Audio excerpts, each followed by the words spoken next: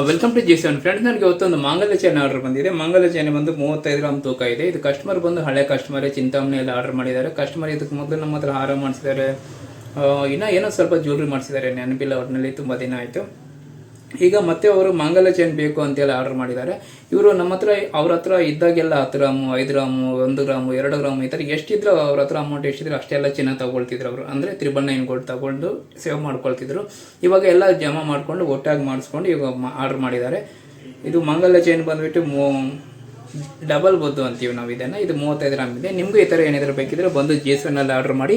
ನೀವು ಜಿ7ನಲ್ಲಿ ಆರ್ಡರ್ ಮಾಡೋದ್ರಿಂದ ಮಾಂಗಲ್ಯ ಚೈನ್ಗೆ ತುಂಬ ಮೇಕಿಂಗ್ ಚಾರ್ಜ್ ತುಂಬ ಕಡಿಮೆಗೆ ಮಾಡಿಕೊಡ್ತೀನಿ ನಾನು. ಯಾಕಂದರೆ ನಾವೇ ಮಾಡೋದ್ರಿಂದ ನಮ್ಮೂರಲ್ಲೇ ಮಾಡ್ತೀವಿ.